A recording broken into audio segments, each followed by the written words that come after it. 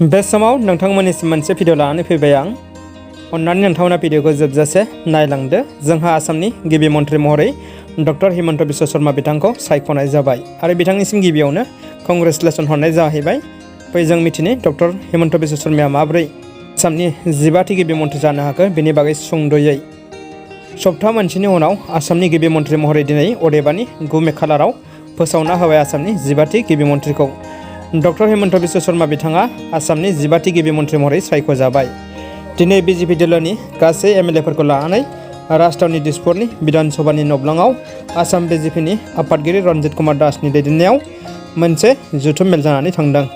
बे मेलाव मिरु बिजेपिनि दैदेनगिरि नरेन्द्र सिंह तोमार बिथाङाबो बाहागो लाफैनानै आसामनि गिबि मन्थ्रिखौ डक्टर हिमन्त बिश्व शर्मा बिथांखौ गिबि मन्थ्रि महरै फोसावना होयो।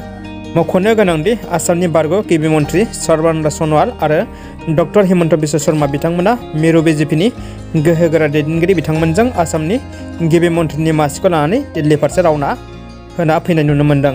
आसामनि 15थि गिबि मन्थ्रिनि मासिखौ फोसावना होनायनि सिगांनो आसामनि गिबि मन्थ्रि सर्बानन्द सन'वालआ रायजो बेंगिरि जगदीश मुखीनि आखायाव रिजाइनेसन लेटार गथायनाय नुनो मोन्दों। आसामनि 15थि गिबि मन्थ्रि महरै डक्टर हिमन्त बिश्व शर्मा बिथाङा गाबोननो अदेबानि समबाराव कलाक्षेत्रआव समायखिरा लागोन होनना मिथिनो मोन्दों। मख'थावनादि 1969 मायथाइयाव जरहाटआव जोनोम मोननाय बिफा रुंसारि कैलाशनाथ शर्मा आरो बिमा मृणालिनी देवीनि फिसाज्ला डक्टर हिमन्त बिश्व शर्मा बिथाङा 1996 मायथाइयाव कंग्रेस राजखान्थि दोलोआव हाबनानै गिबि खेब बिसायख'थि गेलेदोंमोन। नाथाय बिथाङा जारिमिन महरै राजखान्थिनि फोथाराव गिबि खेबावनो जालुकबारि बियाबाव जेनदोंमोन। बेनि उनाव जालुकबारि बियाबावनो 2001, 2006 आरो 2011 मायथाइयाव कंग्रेस दोलोनिफ्राय देरहासार जाबोदोंमोन।